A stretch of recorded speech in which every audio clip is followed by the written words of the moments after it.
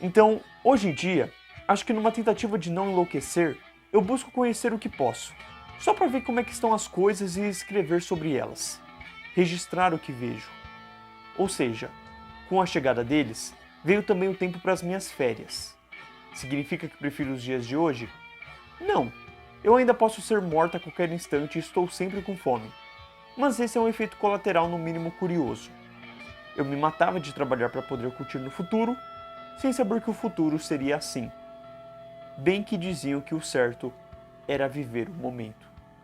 Pilar é uma mulher que adota uma criança chamada Sarah em um mundo pós-apocalíptico, mas acaba precisando deixá-la de lado quando a sua mochila com itens valiosos acaba sendo roubada. Ainda que aparente uma premissa simples, já dando aquela sensação de um lugar silencioso pelo começo catártico ou de The Walking Dead com pessoas boas se ajudando contra tantas outras que se perderam em ideias tortas, ou apenas são ruins mesmo, o roteiro de Bruno Zago apresenta muita criatividade não só com seres malditos que chegaram à Terra, tendo ideias de seres animalescos como lobo e polvo, mas fazendo algo realmente mais feroz e de diversas espécies, o que exige muito daquele que irá desenhar, como na proposta de deixar a criança de lado, que muitas vezes nos ajuda a simpatizar com a personagem principal, para nos levar a se apegar com a sua forte luta de retornar para a criança que sabe que precisa da sua ajuda. Com isso, a narrativa percorre de modo fluido e dinâmico na jornada de Pilar para resolver os seus problemas, onde encontra diferentes tipos de pessoas. Alguém para você gostar, alguém para mostrar a relevância que uma fé cega pode influenciar, e alguém que você não espera gostar, mas acaba se afeiçoando. Não digo que vai se apaixonar por todo mundo, mas a trama desenrola de um jeito tão bacana que é difícil não se emocionar com o desfecho. Não chorei, mas não julgo quem chorar, sabe? E digo mais, a ideia de ir explicando o que houve é uma ótima sacada para manter o interesse, te deixar intrigado, buscando entender como as coisas funcionam nesse novo mundo. E mesmo quando parece que entendeu, algumas surpresas chegam. Tal como um detalhe dito durante a aventura retorna para causar um baita problema, fornecendo aí um roteiro bem redondinho. Os únicos problemas que me incomodaram no encadernado foi que durante um trágico acontecimento de um ser vindo do céu para ouvir uma reza, a protagonista é a única que escapa da situação de um modo praticamente impossível. Se a faca na mão dela tinha algum poder, não ficou claro, e se foi porque ela machucou, ainda me deixa incrédulo o monstro não retornar com outro ataque mais rápido. Isso encaminha para uma falta de compreensão do porquê eles não atacam em alguns momentos, a ponto de se começar a pensar que os humanos são mais perigosos que eles. Mas o final, felizmente, arranca esse pensamento. E aproveitando isso, sem spoilers, no clímax, um dos personagens sofre perigo ficando pendurado, ganhando destaque como se fosse reverberar em algo importante, até pela situação precária que só alguém auxiliando para escapar dessa. Tudo para 2 páginas depois ele aparecer em pé, ajudando, como se nada tivesse acontecido. Fica parecendo aquelas cenas de filme que deletam uma parte e entrega erro de continuidade. Mesmo que não seja o caso aqui, já que dá para deduzir o que ele fez enquanto os outros personagens ganhavam foco, só que fica aquela sensação de anticlimático, porque se não ia dar em nada, para que dar tanto foco? No mais, ainda que a história seja boa e tenha uma bela condução, o que torna esse quadrinho incrível é a arte fabulosa de Guilherme Petreca. Eu realmente não sei onde começar ou terminar aqui. Pode ir dos monstros diferenciados que causam ainda mais temor pela sombra e o uso forte de um grafite escuro nas páginas, como nas feições nada plastificadas ou comuns de se ver num quadrinho, mas extremamente humanas, exemplificando muito bem as reações dos personagens e dando o tom certo de carisma sem perder a marca autoral. Toda a sensação pós-apocalíptica, o clima cinzento, a névoa escura, os movimentos bem esclarecidos e o uso de páginas duplas, tal como de onde encaixar o título dos novos capítulos, proporcionam uma imensidão, um momento catártico que eleva o sentimento que deveria causar. O tenso fica mais tenso, a ação soa ainda maior, com níveis de detalhes precisos e legais para se prestigiar em cada virada de página, e o emocional fica ainda mais chocante. Pois é, essa arte combina demais com esse quadrinho, com a ideia desse tipo de universo, e com certeza eu adoraria vê-la mais vezes.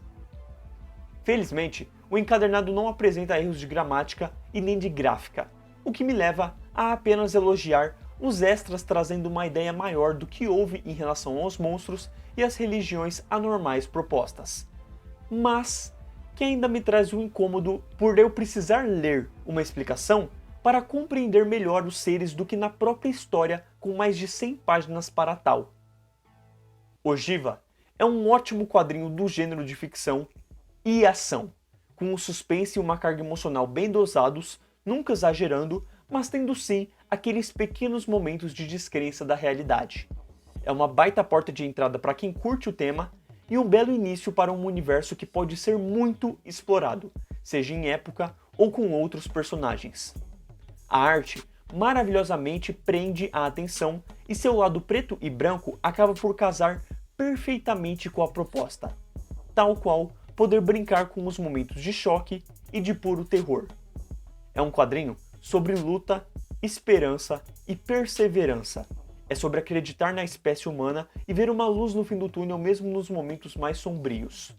O que também nos leva a repensar o momento que estamos e quando vamos começar a lutar de verdade para que as coisas não cheguem mais próximas de um mundo realmente perdido. Cara, como eu corri com a leitura de Ogiva, porque eu já tinha comprado um encadernado, eu já estava com ele faz bastante tempo, mas eu havia ajudado no Catarse do Pipoca Nanquim para a estreia do filme que serve de prequel para esse quadrinho, né? Vai adaptar uma coisa que acontece antes deste quadrinho. E eu estive lá, eu assisti, e felizmente eu assisti tendo lido o quadrinho antes. Peguei várias referências, fiquei feliz com as referências, e eu acho que isso até auxiliou bastante para a imersão e para no final do filme eu estar completamente arrepiado. Então assim, que baita acerto do Pipoca Nanquim, não só do Bruno, em relação ao que ele conseguiu trazer aqui de história, muito legal, de universo legal para se trabalhar, mas também da conquista de conseguir fazer um filme sobre esse universo, que eu espero de verdade que vá para os cinemas, que a gente tenha uma adaptação de um quadrinho pós-apocalíptico aí, enfim.